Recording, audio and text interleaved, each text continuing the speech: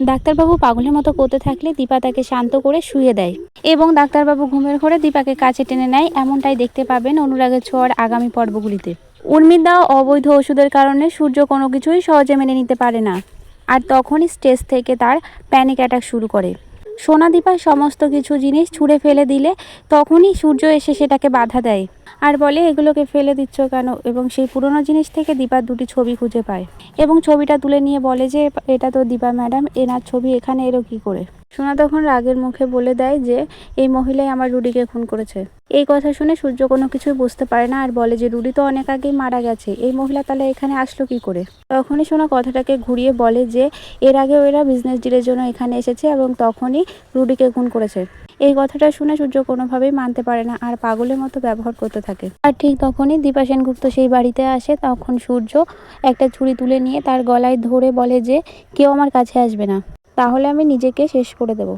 দীপা তখনই বলতে থাকে যে ডাক্তারবাবু ছুরিটা রাখুন। তখনই সূর্য সেনগুপ্ত কিছুটা শান্ত হয়ে যায়, কিন্তু আবার তখনই রুডিকে মারার কথাটা মনে পড়লে আবার পাগলের মতো হয়ে যায়। দীপা তখনই তার হাত থেকে ছুরিটা কেড়ে নেয় এবং বলে আমার সাথে আসুন।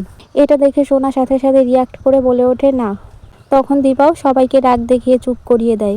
এরপর দীপা ডাক্তারবাবুকে ঘরে নিয়ে গিয়ে শুইয়ে দিলে তখন দীপার হাতটা ধরে টান দিয়ে ফেলে সূর্য সেনগুপ্ত।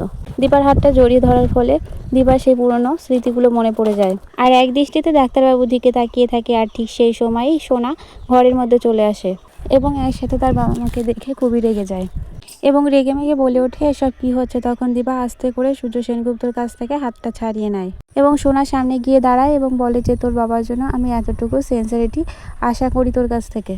এমন কিছু করবি না যাতে তোর বাবা আবারও অসুস্থ হয়ে পড়ে। এই কথা শুনে সোনাও শান্ত হয়ে যায় এবং সোনাকে নিয়ে নিচে নেমে আসে। তখন সোনা বলে ওঠে যে তোমার কারণে আমার জীবনটা ধ্বংস হয়ে যাচ্ছে। রুডির আত্মাও শান্তি পাচ্ছে না, ও বারবার এই কথাগুলো বলতে আমার কাছে আসছে। এই কথা শুনে দীপা সেনগুপ্ত অবাক হয়ে যায় আর ঠিক সেই সময় রূপা সেনগুপ্ত সেখানে আসে। রূপাকে দেখে সোনা আরো বেশি রেগে যায় এবং বলে তোমাদের দুজনের জন্য আমার জীবনটা ধ্বংস হয়ে গেছে, এখনই তোমরা এখান থেকে বেরিয়ে যাও। এবং এই কথাটা শুনে রূপা বলে ওঠে যে এটা তুমি কি ধরনের ব্যবহার করছো? এরপরে দীপা সোনা ও রূপাকে থামিয়ে দিয়ে বলে ওঠে যে রুডির আটটা কি করে তোমার কাছে বারবার আসছে? এটা কি করে সম্ভব? আমাকে আর রূপাকে কেন মারতে আসছে না, কেন শুধু বারবার তোর কাছে আসছে? এ কথা শুনে সোনা চুপ হয়ে যায় এবং কি বলবে সে বুঝতে পারে না। কিন্তু দীপার মনে রুডির এই আত্মার বিষয়টা নিয়ে সন্দেহ ঢুকে যায়। এরপরে দেখা যায় সূর্যের বাবা সহ সেনগুপ্ত পরিবারের সকল সদস্য দীপাকে অপমান করে বাড়ি থেকে বের করে দেয়। বন্ধুরা, অনুরাগের ছোঁয়ার আগামী পর্বে আমরা এমনটাই দেখতে পাবো। এ সম্পর্কে তোমাদের কি বক্তব্য কমেন্টে জানাও। আর সম্পূর্ণ ভিডিওটি দেখার জন্য তোমাদের অনেক অনেক ধন্যবাদ। দেখা হবে পরবর্তী ভিডিওতে।